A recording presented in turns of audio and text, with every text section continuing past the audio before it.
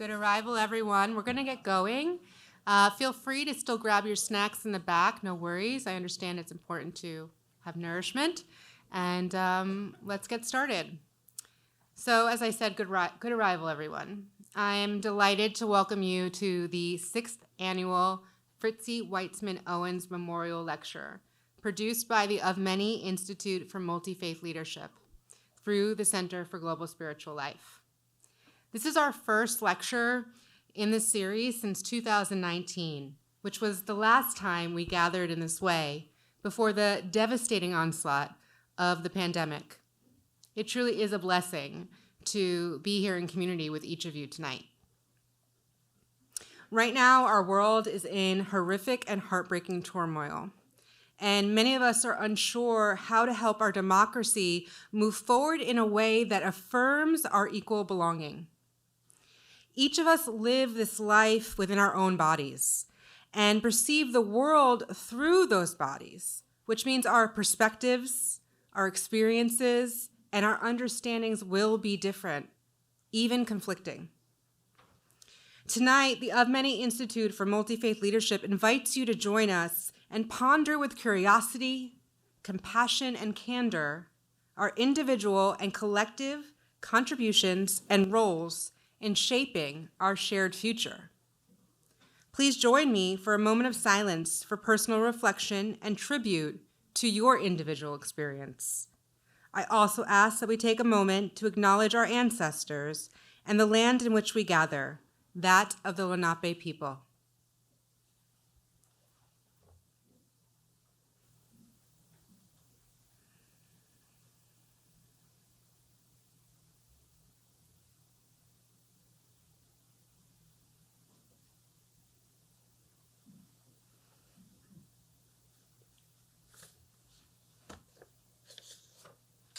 Tonight, we are honored to host Eboo Patel, author, speaker, educator, and interfaith leader. Named one of America's best leaders by U.S. News World Report, Eboo is founder and president of Interfaith America, the leading interfaith organization in the United States.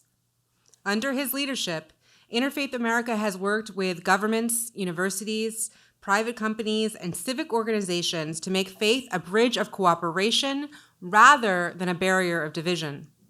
He is the author of 5 books, and his latest, We Need to Build, Field Notes for Diverse Democracy, was presented to the first 75 attendees at tonight's talk. Please enjoy. It's very good. The Of Many Institute for Multi-Faith Leadership was founded in 2011 by Imam Khalid Latif, Rabbi Yehuda Sarna, Dr. Chelsea Clinton, and our now NYU president, Dr. Linda Mills. Tonight's event builds on the success of their vision to create spaces where people from a manifold of backgrounds can each come explore their faith in community with one another. The Of Many Institute has since grown beyond our wildest dreams and is now one facet of the Center for Global Spiritual Life. The Center for Global Spiritual Life offers religious, spiritual, and secular communities empowering tools for self and community care, bridge building, and resilience. We provide opportunities for members of the NYU global community to strengthen their sense of belonging, purpose, transcendence, and capacity for storytelling. We empower our students to find, cultivate, and amplify their leadership so that they may go out from NYU empowered to model spiritual pluralism, holistic well-being, civic engagement, and religious literacy. We want to thank each of you for being here tonight in support of such a needed conversation. We engage our community through public programs and conversations like these, through our award-winning Faith Zone religious literacy training, as well as trainings in community cultivation and mindful living. We offer a minor in multi-faith and spiritual leadership, and we support student-led meditation and religious clubs and our Student Multi-Faith Advisory Council. We offer an award-winning mindfulness program with daily yoga and meditation classes and cohort-based learning programs. And we have 70 spiritual life advisors, several who are here tonight, who offer pastoral care as well as leadership to their respective faith communities. It takes a lot to organize a night like this, and we had an extraordinary team behind the scenes making it happen. I would like to first thank my amazing team, the dedicated GSL, Chelsea Garbell, Robert Taylor Jr., and Ariana Waters, our student employees who work hand in hand with our full-time staff on almost all of our authoring, as well as our spiritual life advisors, NYU leadership, NYU operations, and of course, the Owens family, for generously gifting our community with this important lecture series to hear from great minds out in the world doing the work of interreligious engagement. Thank you. And for that, can we give a round of applause? A few logistic items before I turn it over to Fritzi Weitzmann Owens' granddaughter, Gusty, who has graciously agreed to share a bit about the late Fritzi Weitzmann Owens. On your seat, you should have pens and index cards. After the lecture portion, we will be hosting a Q&A with Eboo. Please write any questions that arise for you on this card. A member of our team will be picking them up by 6:55. I'll do my best to get to as many questions as I can when I join Eboo in conversation later this evening. So with that, I hope this evening is meaningful for you. And now I have the pleasure of introducing you to Gusty Owens.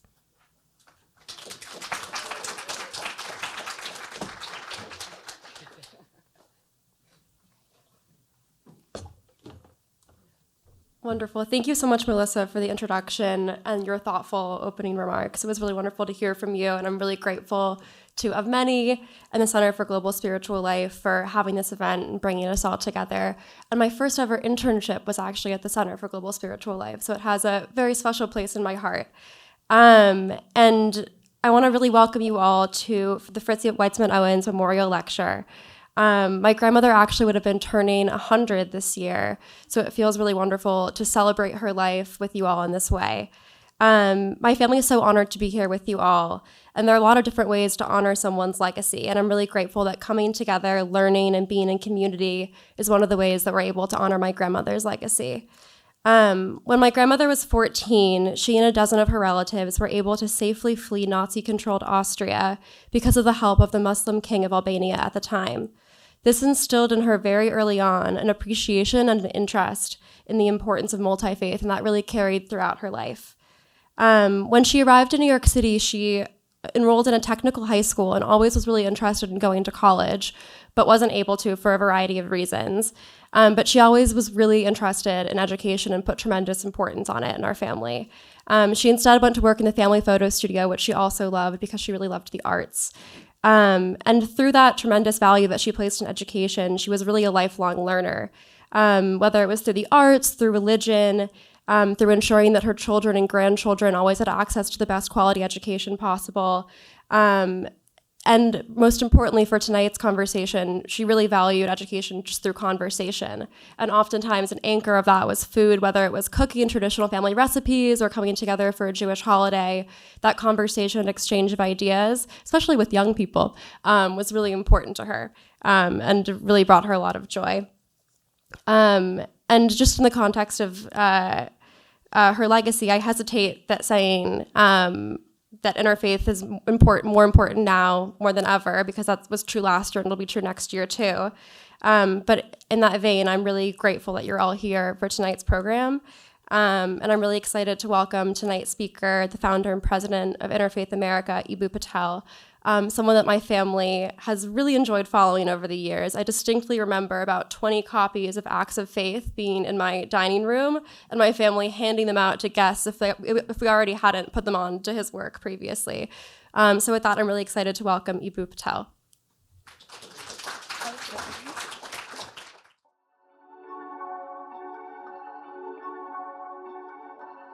We have before us a momentous opportunity to create the world's first truly interfaith nation.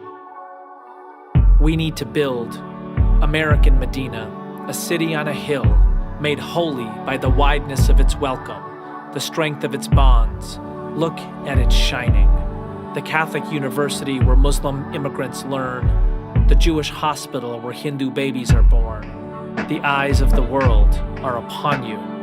We need to build a Sangha whose chants of loving kindness change the climate, bridge divides and bind hearts. We need to build the beloved community where we see each other, the Baptists and Mormons who farm fields and fight fires together, the witnesses who watch over the whole block. We need to build the new Jerusalem, tents for angels to dwell, tabernacles for the tribes, 12,000, 12 million. They will not cease to be diverse. They come from across the earth, seeking the sacredness of knowing one another. Every refugee a pilgrim, every stranger a friend, until we are a nation. This Interfaith America, pluralist Rashtra, diverse democracy, achieving our country, where our hopes are prophecies, where we offer Longar to our friends and our enemies, where we do not wait for sickness to pray for one another's health, where we defeat the things we do not love by building the things we do. We need to build.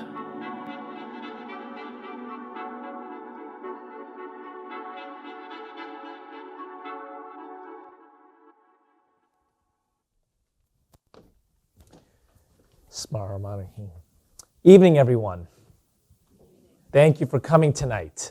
Thank you to Gusty for a beautiful introduction. Thank you to Bob and Evie and your families for being here. Melissa, thank you for your stewardship, you and your team's stewardship of one of the jewels in the crown of interfaith spaces in the nation, really, for your leadership here. And that whenever people say, what could an interfaith space look like on a college campus? I'm like, well, you should go to NYU and see what they've built. So thank you for what you've done here.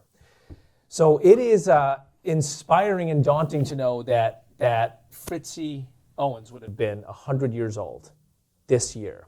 There's a great insight by T.S. Eliot that we don't inherit traditions, we work to make ourselves worthy of them. And so may this talk and our conversation and our time together make us worthy of the tradition and the tradition that she lived, the legacy that she left, and the aspiration that she would have us all live up to. I want to begin with something of a colloquial story, if you will.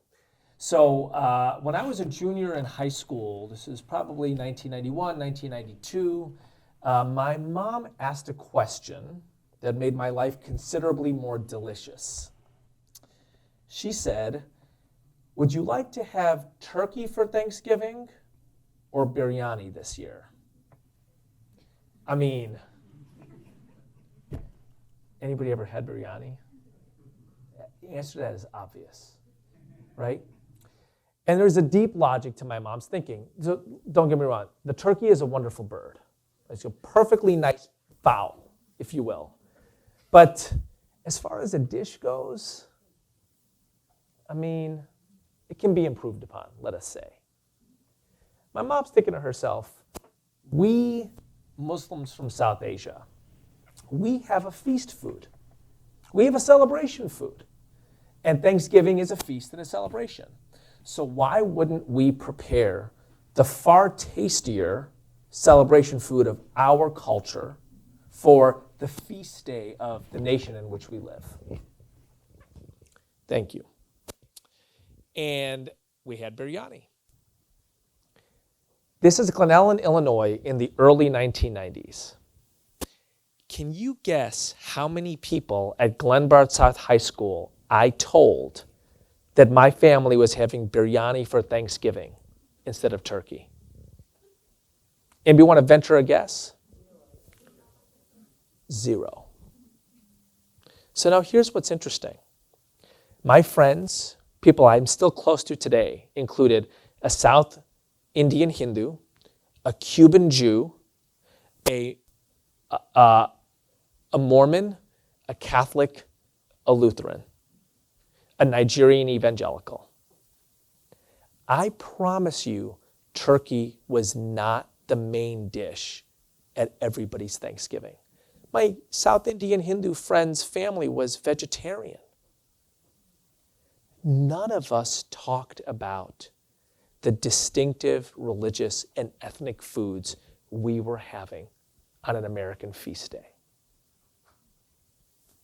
There is a diversity paradigm that describes this reality. It's called the melting pot.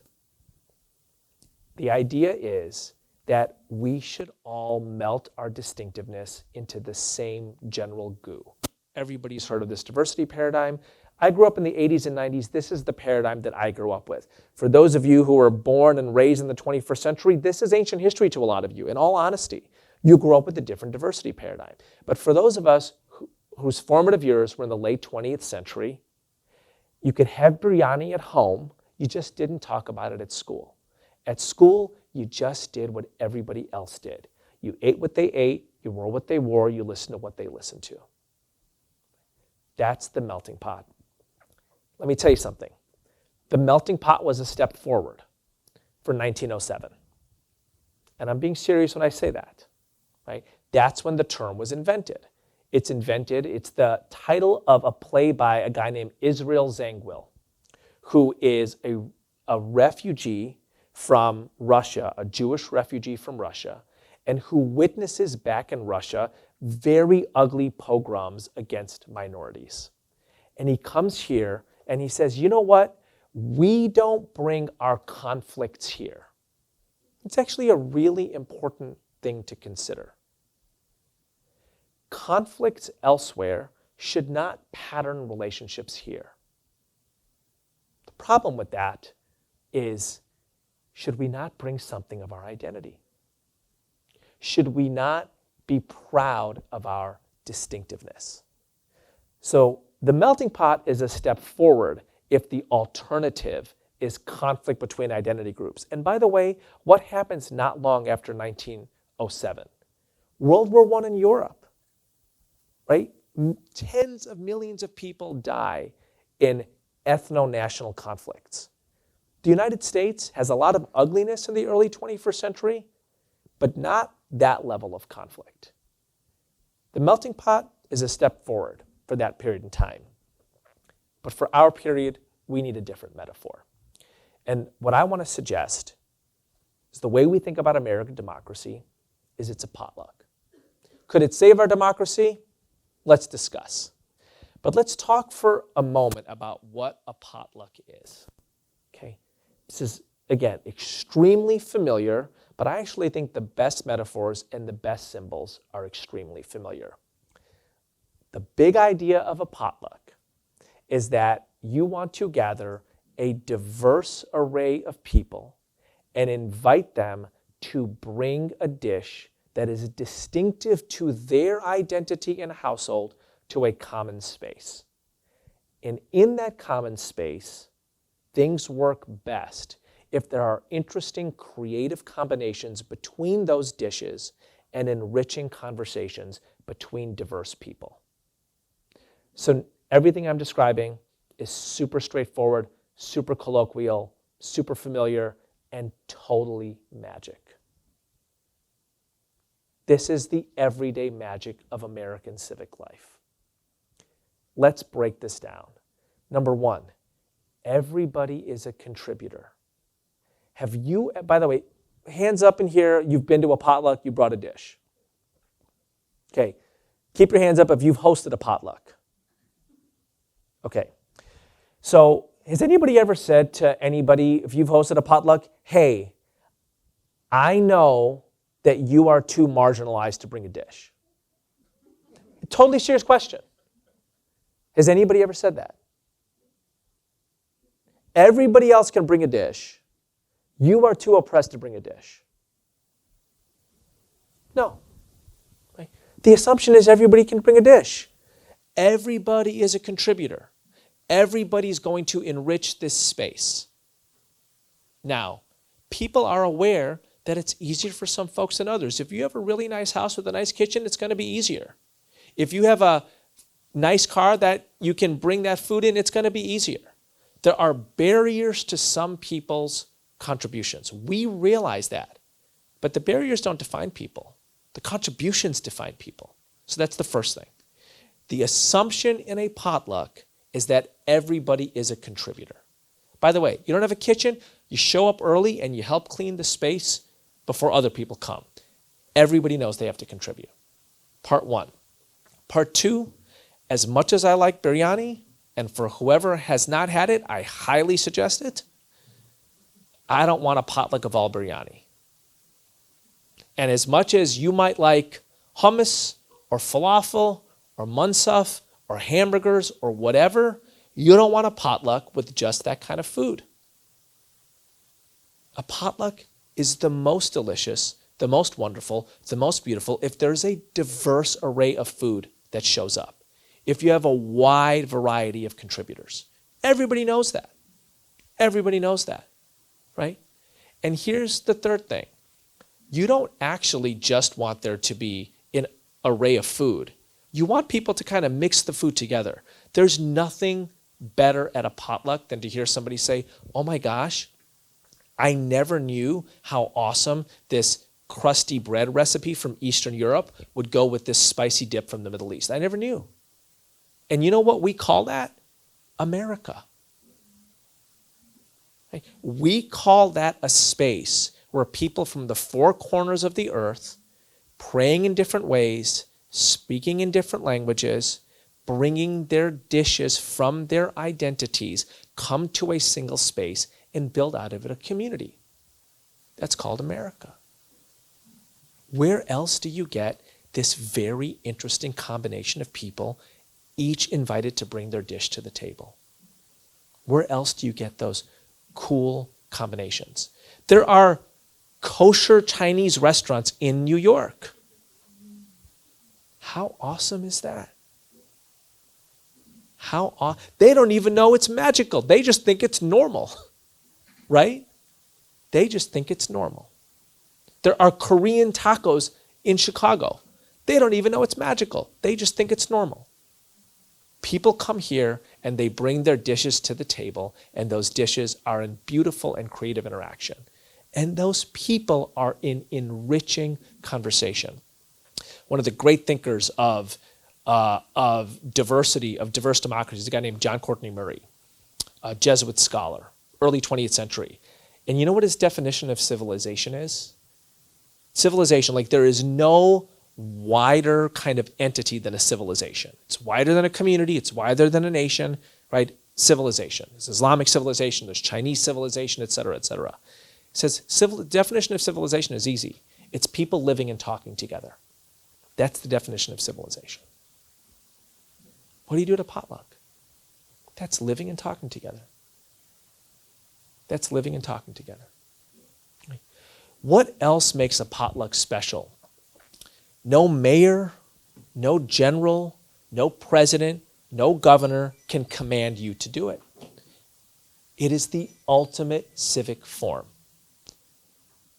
Citizens, and by citizen, I mean anybody who participates in public life, put together their own potlucks. They create their own spaces. It is a form that we generate and create for ourselves. And when I ask people, how many of you have participated in a potluck? Virtually every hand in the room went up. We do this ourselves. We are the generators of this civil society. So for about 15 months after college, every Tuesday night I hosted a potluck. It started with like 5, 7 people, and it grew to like 60, 70 people in this little 1.5 bedroom apartment in this liminal neighborhood between Lincoln Park and Logan Square in Chicago. And so like I have lived this, and I have to tell you something. The first few potlucks, I like lost sleep on Monday night. The potlucks are always Tuesday night. I lost sleep on Monday night. You want to know why? Be like, are the vegans going to be mad?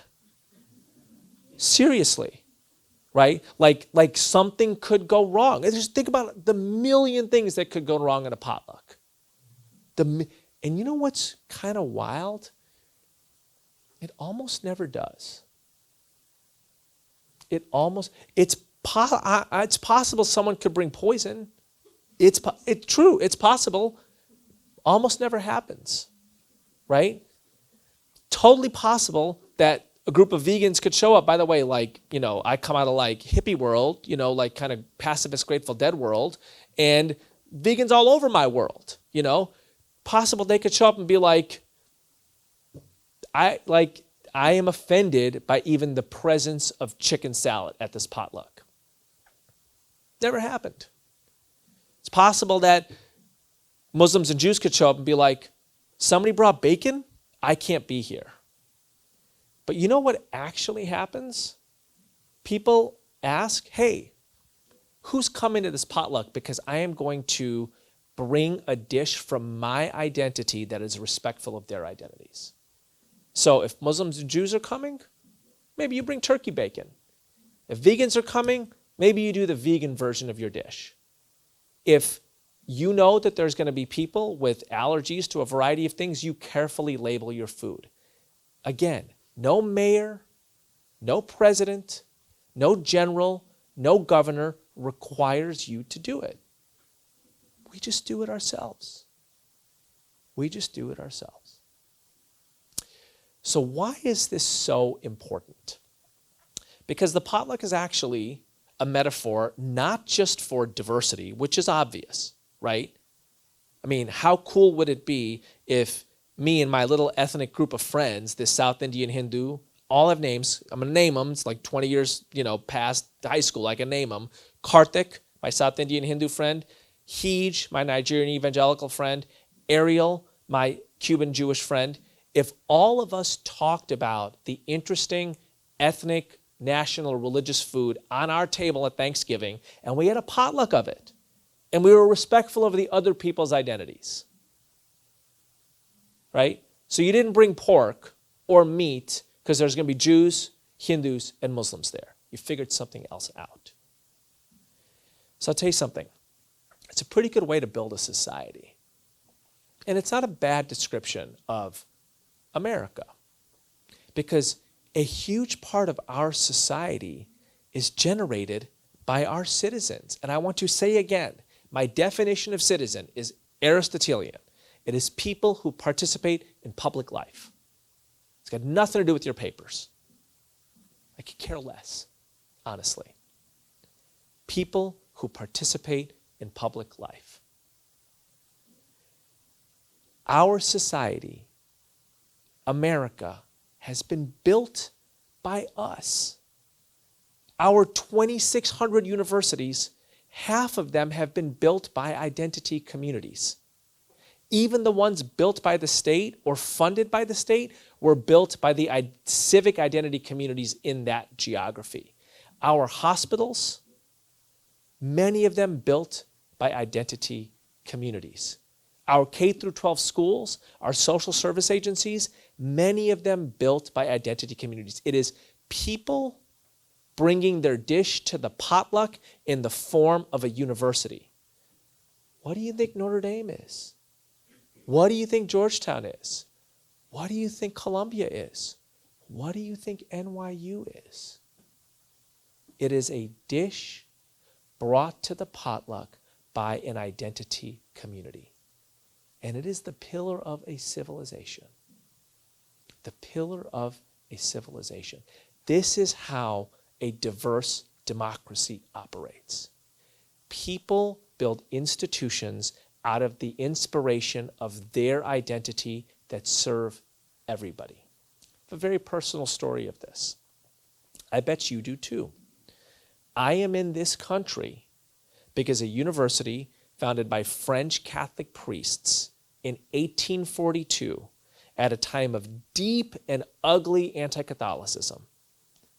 A university founded for the express purpose of lifting up poor Midwestern Catholic boys, found fit to admit a wayward Ismaili Muslim into their MBA program in the mid-1970s. That man was my father.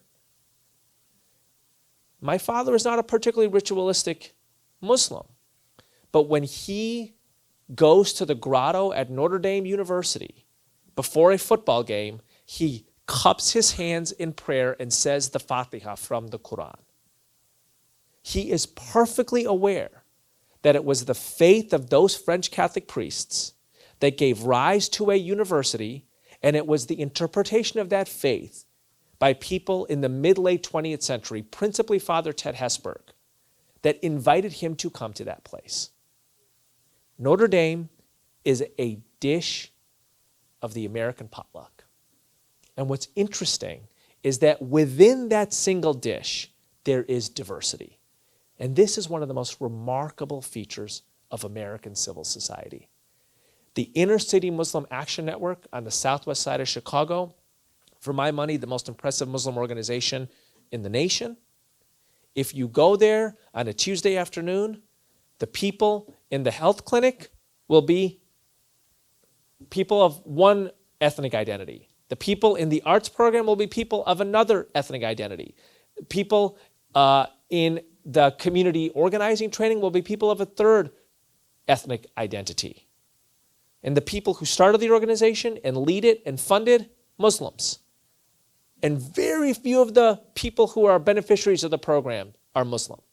And that is why it's such an impressively Islamic organization. Because it is Muslim identity that gave rise to an institution that serves everybody. A Muslim dish in the American potluck. What does it look like if we think of our society as a potluck? If we ask the question, what dish am I bringing? What dishes am I a beneficiary of? What combinations can I facilitate? What conversations can I nurture? When am I a contributor? When am I a host? How do I encourage other people to be contributors? How do I teach other people to be hosts? This is the Tocquevillian vision. Alexis de Tocqueville says 200 years ago, in England, the church does, in England, the government does everything. In France, the church does everything. In America, the people come together in associations based on their particular identities, and they're the ones who make the contributions. Dishes to the American potluck. So now there are dangers here, and I want to talk about two of them. One danger is obvious, and it's the danger of white Christian nationalism. It is an obvious danger, it is in your face, and it is ugly. People who carry tiki torches in Charlottesville and say Jews do not replace us and encourage Muslim bans, they are against the American potluck. They are not just in favor of the melting pot, they are carrying around a furnace and they are melting your dish into that goo. That is a danger. That is an obvious danger. We should be aware of it. We should not be afraid to say it. It is an obvious danger. If you'll allow me, I want to say a word about a more subtle danger as I close here. And it's the danger of confusing the barrier and the contribution. It's a more well-meaning danger, but it's a danger nonetheless. What do I mean by confusing the barrier and the contribution? Everybody knows that we don't start from a level playing field. Everybody knows some people have big kitchens and other people have small kitchens. Everybody knows some people live in places where they can walk to the potluck comfortably, and other people have to take 2 buses and 3 trains. There's a little bit of a spirit right now of confusing that barrier, which we should erode. We should one day eliminate. But that barrier doesn't define the person. You're not defined by the things you can't do or the things that are standing against you. You're defined by your contribution. And as I said, nobody in the history of potlucks has ever said, I know you're too marginalized to contribute. Because gosh, that's an insult. Everybody can do something. And you got to figure out what that is. That's your job. That's your job. You figure out how to name somebody's contribution. So I want to tell you a story. I began with a kind of a familiar colloquial story from my own high school years. I want to end with a story of my son's high school years. And this is a theme that I'm seeing in my son's life. He's 16 years old, but it's a particular story that happened to happen a week ago. So it's salient for me. So I'm in my living room, and it's a Friday afternoon, home the early side from work. My son walks through the door. It's 4 o'clock. It's after school. And he's on the phone. He's got his AirPods in, and he's talking on the phone, and I'm only hearing his side of the conversation. And I kind of gathered quickly that this is the interview that he's doing to be the speaker at this gala for this arts organization he's a part of. He volunteers for this cool arts organization. And I know that he's been wanting to be a speaker at the gala, and I know it's an application process and an interview, and okay, he must be doing the interview, so I'm hearing him. So he says, and again, I'm only hearing his side of the conversation. Yes, I'm a good public speaker. Yes, I've given a lot of public speeches. Pause. I'd be happy to send you video. I really enjoy public speaking. Pause. Other person must be talking. Yes, I'm a minority. Yes, my parents are from another country. My dad was born in India. Yes, we're from a minority faith. We're Ismaili Muslims. My dad's an Ismaili Muslim. My mom's a Sunni Muslim, but our practice at home is Ismaili. Long pause. My son makes a face and says, am I marginalized? I mean, that's not how I see myself. I'm a minority. I mean, yeah, I guess I've been called names at school, but my parents are always talking about the privilege of our identity. Could I say I was marginalized on stage? I mean, I don't really want to. Is Aiden marginalized? His other friend who's in this arts program? I mean, he's black. That's what you mean. But he's like got all this stuff going for him. He's a great hockey player. He's got lots of friends. Could I think about whether I could say I was marginalized? I mean, if you want me to.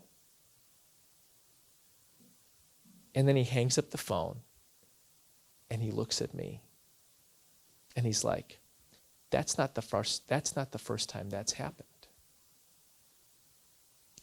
And I'm thinking to myself, there's somebody on the other side of the phone who has an investment in my son defining himself, or at least presenting himself as marginalized. They want him to think of himself as being defined by the barrier, not by his contribution. What they're doing is actually in deep contradiction to everything we talk about in our home, which is the privilege of your identity carries with it a solemn responsibility. The privilege of being Fritzi Owens' granddaughter carries with it a solemn responsibility. Yes, some things will be harder for you. Your name is Zaid, not Brian. That's life. There's 8 billion people in the world. Trust me, you can deal with being called some names at school. 4 billion of those people live on less than $7 a day. 1.5 billion of those people live with parasitic worms. Some things might be harder for you. Do not confuse things that might be harder with being somebody who defines themselves by the barrier and not the contribution. But as I thought more of this, and I thought to myself, all these subtle signals from college counselors, if you can write an essay about how your minority identity has made you feel oppressed, selective colleges will put you in the "we'll consider him" pile. That diversity fellowship that he was a part of, that always had 2 circles, the circle of the people who were privileged and the circle of the people who were marginalized. And Zaid comes home one day and he says, Dad, how come only the white, straight Christian boys get to call themselves privileged? It's an interesting formulation. Get to call themselves privileged. What a privilege to call yourself privileged. To look at the world and realize how lucky you are. Because honestly, it's just an objective fact vis-a-vis the 8 billion other people on the planet. And also, if you are a steward of an identity, whether it's Muslim or Hindu or Jewish or a family legacy or an ethnic legacy, an identity that inspires the dishes you bring to the potluck. I promise you, the people who told you those stories did not tell them to you in the frame of how marginalized you are. I bet you they told them to you in the frame of, this is how lucky you are. This is how blessed you are. This is what you have to live up to. Now I know you can do it, but it is work to make yourself worthy of the legacy you carry. In our case, the legacy that we carry, the spiritual knowledge that God gives us, his breath, his ruh, that he makes us his abd and khalifa, his steward and representative on earth, that the gift that he gives us that distinguishes us from the angels is the gift of flowing with diversity. And that the dishes that we bring to the American potluck have to live up to that legacy, have to be a part of that tradition. And the reason I love the potluck so much is because I want to know what your legacy is, what your tradition is, what is magnificent about your identity story. What dish do you bring? And if there are barriers that make it harder, I want to erode those barriers. But I do not want to spend 90% of the conversation talking about the barriers because your contribution is too important. Your identity is too magnificent. That's what I want to focus on. That's what I want to focus on. Listen, for me, this comes down to 4 simple lines. Diversity is a treasure. Cooperation is better than division. Identity is a source of pride. Faith is a bridge. That's what this place is about. That's what Melissa's leadership is about.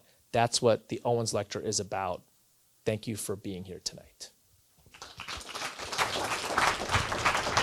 Thank you. Can you hear me okay? Okay. Thank you. What a gift that was. Thank you so much. Do you want to take a second before we jump in? Thank you. Okay. I do want to say my friend Irshad Maju's here. I'm so happy about that. Thanks for coming, Irshad. NYU is lucky to have her. Thank you. Oh, you're back. You're back. You be visiting. Before we jump into conversation, I wanted to just give a reminder. You're going to see these cards on your chairs, and they're also going to be on the table outside. There's about 5 or 6 questions at the bottom. I invite you after the lecture, after the Q&A, to go out and meet someone you haven't met yet, meet someone you don't know, meet someone that looks different than you, and discuss these questions. Get to know someone else through these questions. Embrace them in them, okay? Thank you. All right, so I have some questions here for you. And the first one I want to talk about is there is a huge spotlight, as you know, on IDBEA right now in our nation. On what? IDBEA. Which is? Inclusion, belonging, equity, accessibility, okay? And in my work, I talk a lot about engaging difference from an asset-based approach. Yeah. And your idea of a potluck feels very much as asset-based. What do you think is the first step in moving a large group of people, say a campus community, from a deficit model to an asset model and engaging lines of difference? Yeah, it's a great. So I love the work you do, and I love that you approach it that way. So, I mean, I think that this was the focus of the talk, right? Like we understand people as contributors. You understand people as contributors because they are, and you ask what dish they're bringing to the potluck, and however that metaphor works in a particular situation. In a classroom, it might be what's your insight into the text, right? In a student group, it's what's the leadership role that you can play, and I think it's partially the job of the leader to bring that out of somebody, right? That is the definition. Part of the definition of leadership is, are you encouraging people to contribute what they can, right? And look, I love diversity work. I love diversity work because I think about it as encouraging people to bring their contributions to the table and then creating combinations of those contributions, just like a potluck, right? I think of it as I think of it as what makes a civilization a civilization. It is living and talking together. That's right. And so in that civilization, when we're living and talking, there's a set of values and practices. Yeah. So in November, you published an article inside Higher Education titled Campuses Need Centers for Pluralism. What values and practices do you feel universities need to incorporate in order to bring your idea to fruition? So Andy Delbanco, who teaches up the road from you all at Columbia University, he wrote this great book called College. He's the Alexander Hamilton professor at Columbia University. And it opens with this insight. He said, listen, if you were to make a list of the civilizational achievements of American civilization, again, like civilization is like the broadest entity you can think of, mm-hmm. right? It's larger than nation, right? If you think about America as a civilization, what are our achievements? Okay, the Constitution, baseball, jazz, rock and roll, hip hop, right? He said in any list of American achievements, our system of higher education would be on that list. And so I just love kind of marinating in that. Like, we sit in a civilizational achievement. Mm-hmm. If you are associated with a university, you are literally part of the great achievements of American civilization. Just like, take a moment, mm-hmm. right? Mm-hmm. Why is that? Why is it that, Daniel Poitras Moynihan, the great intellectual and senator, said, if you want a great city, build a great university and wait 200 years? Think about that for a second, right? A really smart American in the 20th century said that. You want a great city, build a great university and wait 200 years. Mm-hmm. Okay, so what does a university do? It gathers people from a diversity of identities and a divergence of ideologies in considerate conversation. Alistair McIntyre at Notre Dame says that a university initiates you into constrained conflict. Mm. What a beautiful insight. A university initiates you into constrained conflict, and it teaches you how to order your arguments about a nation's conflicts in a rational way. And it is so good at that the rest of the society learns from the university how to order its own arguments. Mm. Okay, pause. You being successful at that? Mm. I don't know what's going on at NYU. Right? I'm like, that is the question I ask at any university that I am at. The idea of a university is you are so good at rationally ordering your arguments around the conflicts in a society that other sectors of it, the business community, the medical community, other people should come here and say, I want to watch how this is being done, because this is what you all specialize in. Mm-hmm. Right? You take the hard issues, an issue that a company would say, you know what, we're making a product or a service, we can't deal with that. We're going to have the university deal with that, because that's what they do. They deal with hard issues. And they rationally order their arguments around those issues. So I think that's an interesting thing. Like, are you doing that well to the point where you could literally see a group of people watching and saying, oh, that's how we should do it. That's how we should deal with this issue, right? What else do? You help set the civic priorities of the nation. The things that matter at universities come to matter in the nation. It's really important. You create a knowledge base around those civic priorities. You help adolescents become adults. Those adults go on to lead some of the nation's most important sectors. That has me thinking about, you said tonight at the potluck to make sure you're highlighting the contributor. I think you said exactly, figure out how to name someone's contribution. Yeah. And I think it's important that we not only name others' contributions, but we help, especially our students, name their own contributions, identify them and name them. I think we also need to think about, how are we contributing to the barriers, right? To be conscious of, are you actually contributing to barriers too, and in which ways are you doing that? And to have agency over that.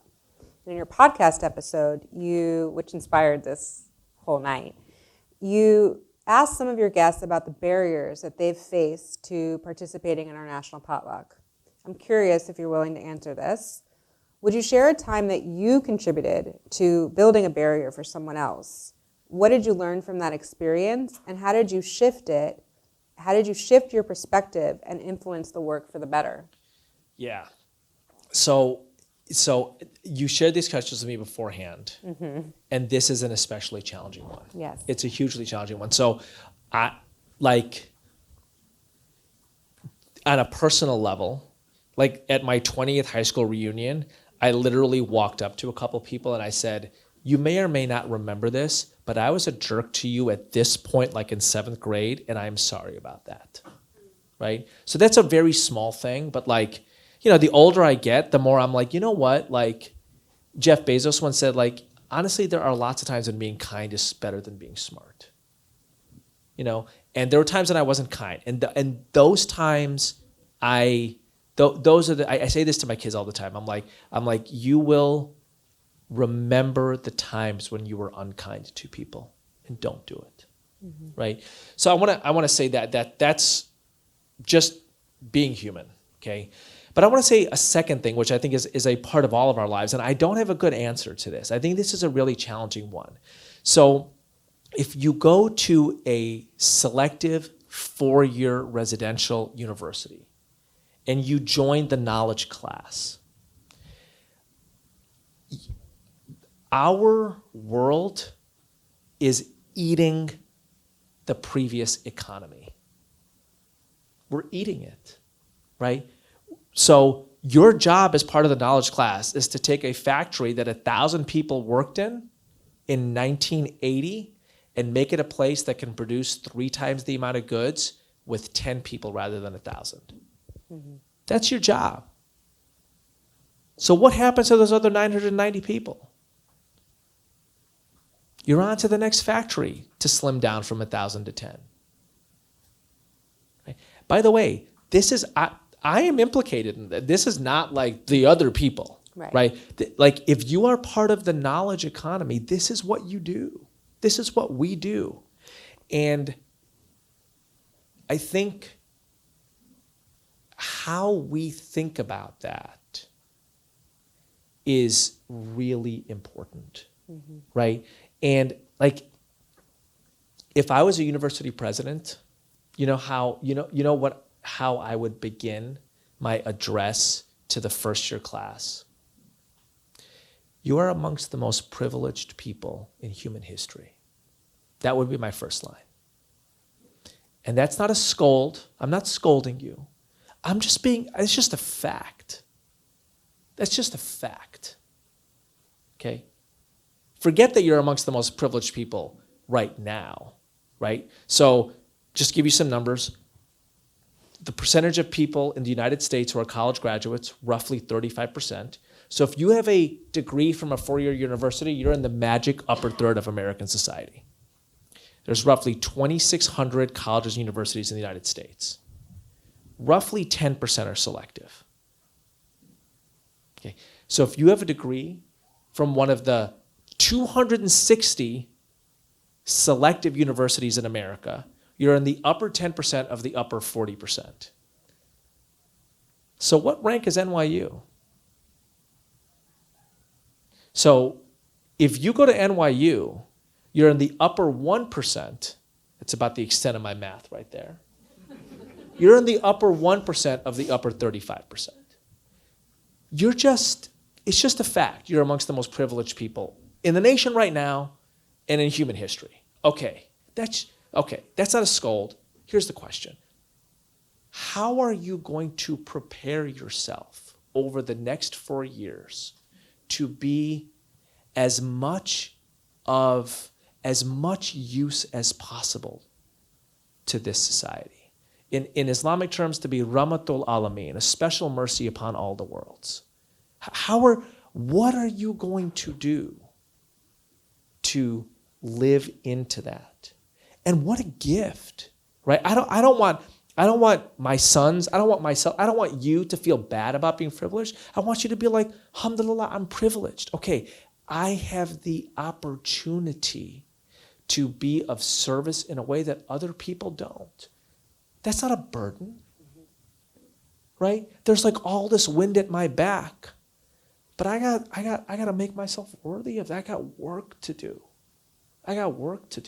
Right? And so I would like people who have the great benefit of residential 4-year higher education, particularly in a selective university, to be thinking to themselves, how am I Rahmatul Alameen, a special mercy upon all the worlds, with special attention to people who do not go to college, because their world is being eaten. Yeah. With everything going on in the world and witnessing it and being in the 4-year institution or just living your daily life, I'm hearing from quite a lot of our students and community members this feeling of just being disheartened. And they feel like the intergroup and interfaith work that they've dedicated their lives to might be in vain. What would your guidance be to someone who's feeling hopeless about engagement across religious and political difference? Yeah, so there's at least 2 questions there, Yes, right? there is. So I'm gonna address the first one first. So Martin Luther King Jr. has this great, I forget which talk it is. It might be Remaining Awake During a Great Revolution. It might have but he basically opens the talk by going through these various eras in human history, right?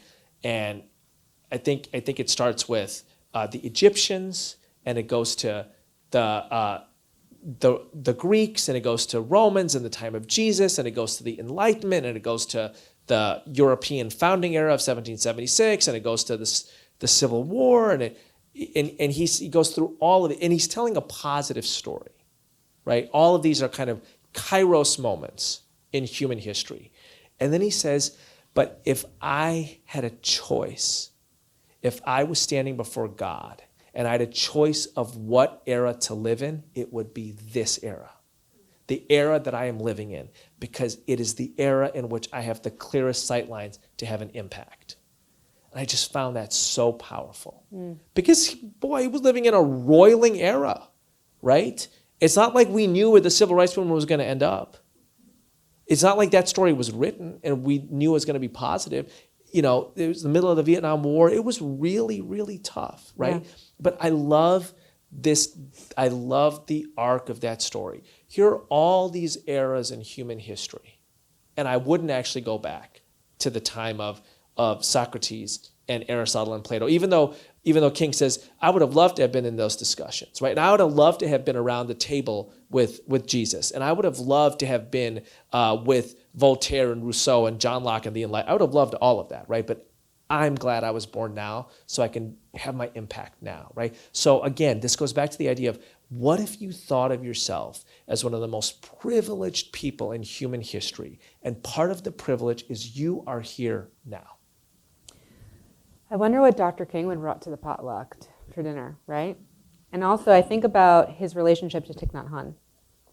Totally. And how much Thich Nhat Hanh, the Buddhist priest and thinker, author, leader, who he learned a tremendous amount from, which influenced his leadership. Totally. I thank you for bringing that up, and of course you would, Melissa, right? Because it's not like if you were to have stopped somebody in the street and been like, Dr. King and Thich Nhat Hanh, go, right? It's not like it's common knowledge, right? But of course you know it. I think it's part of your excellent leadership here and your stewardship here. So one of the things I love about Dr. King and Thich Nhat Hanh is the way I know the story is Thich Nhat Hanh, who's this Vietnamese Buddhist monk, right? Who is like on the other side of on the Vietnam side of the Vietnam War. Yes. Okay. He writes King and he says, we Vietnamese Buddhists view you as a bodhisattva. A bodhisattva is somebody who has attained enlightenment and could enter nirvana if they chose, but chooses to stay on earth to teach compassion, right? And he says, how far does your compassion extend?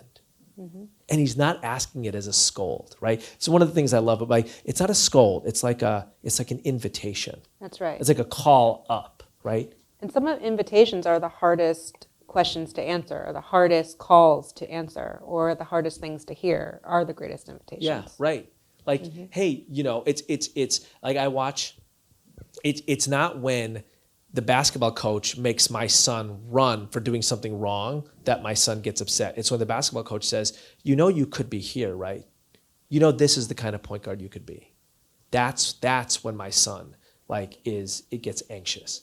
You're called to your potential. Those are the sleepless nights. Yeah. Let's take some questions from the audience. Okay. So I'm going to do my best, one, to read your handwriting. And we have about 5 more minutes. Okay, let's do this. All right. In your opinion, what will be the common teaching connected to all religions that can contribute to democracy? Yeah.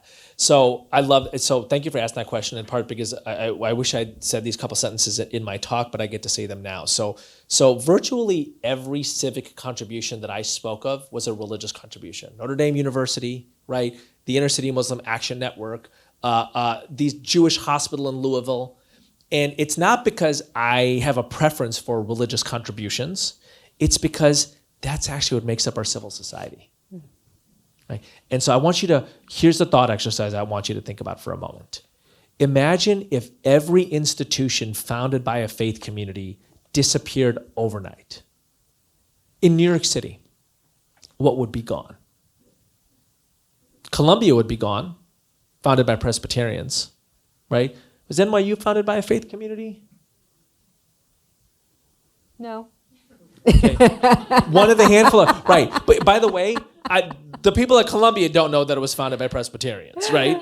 Right? 7 of the 8 Ivy League schools founded by faith communities. My point is that one of the dish that religious communities bring to the American potluck, I think that they bring spiritual dishes, right? But they also bring very concrete dishes in the form of civic institutions. So the 6 of the 9 refugee resettlement organizations in the country, founded by faith communities, right? The largest providers of social services after the federal government, Catholic Charities and the Salvation Army. Just imagine, right? The refugee crisis, the migrant crisis is challenging enough as it is in cities like New York and Chicago. Imagine if Catholic Charities and the Salvation Army disappeared overnight. What would happen? Right? So one of the things we take for granted in this country are the contributions of these faith-based identity communities. Part of what Interfaith America is founded on is we should cherish those contributions, we should appreciate them, and we should look to bridge them better. Mm-hmm. How much better would it be if the various faith-based social service agencies worked positively, worked together even more constructively, right? Mm-hmm. So I think that is a major contribution. It's not the only contribution. Again, there are spiritual contributions. There's contributions in our language. I mean, if you think about how we understand the nation, city on a hill, almost chosen people, better angels of our nature, cathedral of humanity, beloved community, all of these are contributions that are created by religious communities. The video that you saw earlier, the Interfaith America video, what we are very deliberately doing is creating a myth for the nation out of the distinctive language of different religious communities, right? A Sangha, a Langar, a pilgrim. What's the line between dealing with marginalization and stewing in victimhood? How does that impact the concept and work of social justice?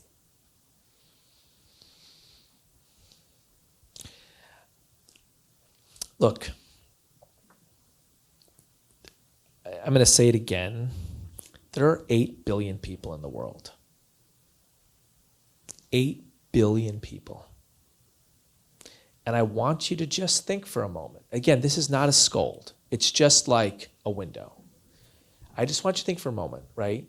It is 7 o'clock on whatever, a Thursday night in New York, right? Just yes.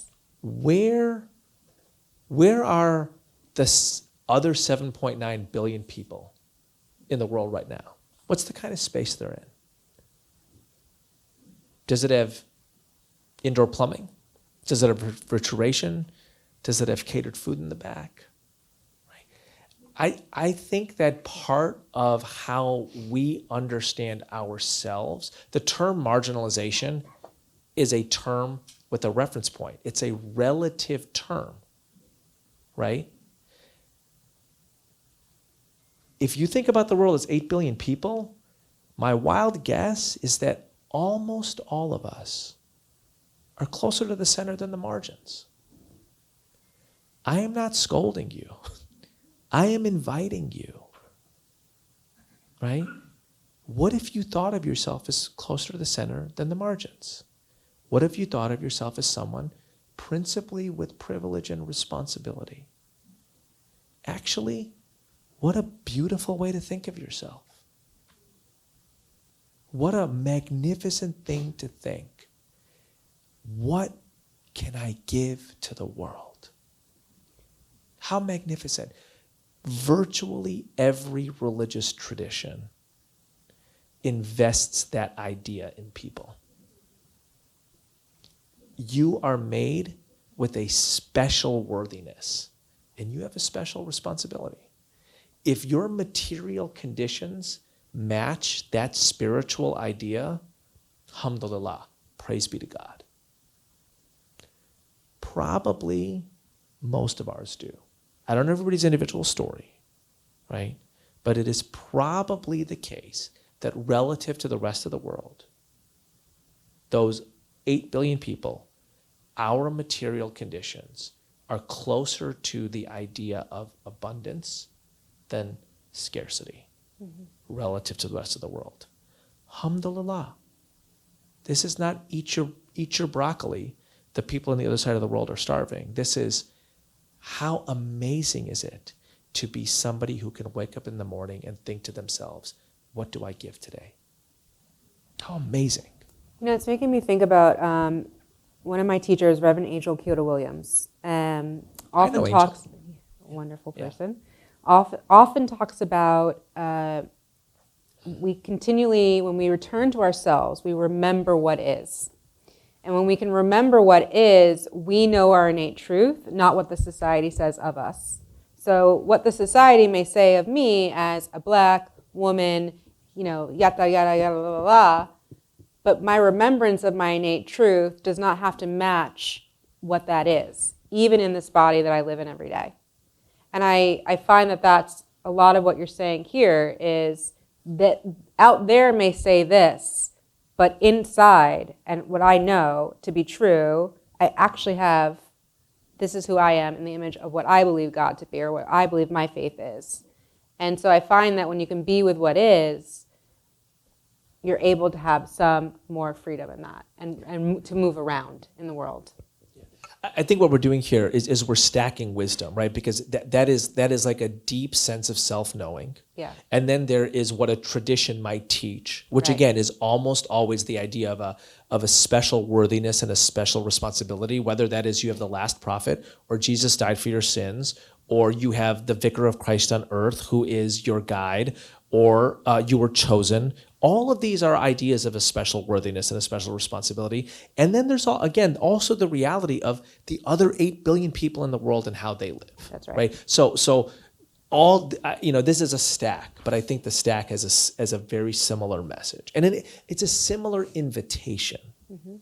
And I think the stack invites us that we have a lot to learn from each other. We are running out of time, so I'm going to ask one more question. And I didn't get to all the audience questions, but we're going to be here for a while. So ask each other these questions. Get into conversation. Use the menu that we gave. Ask questions that you didn't hear from me. But my last question for you is, how do you, Eboo, in the work you do day in and day out, remain hopeful at the personal and systemic level? Yeah. So I mean, what's the great? So I mean, I guess it's a lot of things, right? Like one is, it's just like a spiritual thing, right? Like God made the universe a beautiful place. God made the universe a beautiful place, and He made us His servant and representative, His Abd and Khalifa, His steward, and gave us His breath, and that is just a spiritual reality. And so that is like a pillar for me, right? So that's one thing. I am just a dispositionally positive person. And actually, part of what I found interesting is for a while, when I was in college, actually, I became an angry activist. And one of the reasons for that is because that was my initiation in ACT. Those were the people I hung out with. And so I kind of thought like that was the only way to be an activist, right? I was right there with you. Yeah, and like 6 months into like yelling at people all the time, I was like, this is not me. But I didn't have any other models of being an activist until somebody mentions to me, have you ever heard of Dorothy Day? Until somebody gives me a faith-based model, right? And that was then my off-ramp. But I discover in that kind of angry activism phase, like I'm like literally yelling at people on the outside and being like, this is not who I am in the end. Like they must know that I'm faking it. Like they must be like laughing at me, you know? Like, buddy, you are not really angry. You know, I'm just not, I am just dispositionally a positive person. I just am, right? And I understand that other people are dispositionally other ways. Like my 16-year-old at like 7 a.m. is a dispositionally not a positive person. You know, he's just, and so I think that's the second thing. I'm going to quote Jerry Garcia on this. And I think he's like super wise on this. He's like, look, man, he's like, listen, the Grateful Dead are like a dog on a June day with their head out an open car window at 40 miles an hour. It's just like we're just like the happiest thing on the planet, right? And then he's like, listen, if you can do something that doesn't hurt somebody, you're lucky. If you can do something that helps people, that's great. If you can do something that doesn't hurt people, that helps people, that is something you love, I mean, like it's like winning the lottery every day. So that's kind of how I feel. It kind of drives my staff nuts, a little bit actually, right? They're like, dude, again? You know, like, weren't you this happy yesterday? You know? But I don't know. Why wouldn't you feel that if you lived our lives? I want to thank everyone for coming, especially Eboo. Thank you for the gift of tonight. Thank you all. Thank you for coming. Thank you for your leadership and your presence. Thank you. And I want to thank everyone to remind you, tonight, again, inside of each of us is a unique gift or talent that this world desperately needs. And I started my talk with, we're trying to move democracy forward where we each feel we have equal belonging. And I believe it's up to us, and I think you said that, to find what we're bringing to the potluck, name the contribution, and then give it as hard as we can. So thank you all. Please enjoy some, I think, cocktails and dessert outside. I mean, no cocktails, just drinks, non-alcoholic, outside. You know where I'm going after this. And again, ask each other some questions and be with one another, be in community. Thank you so much. Good night.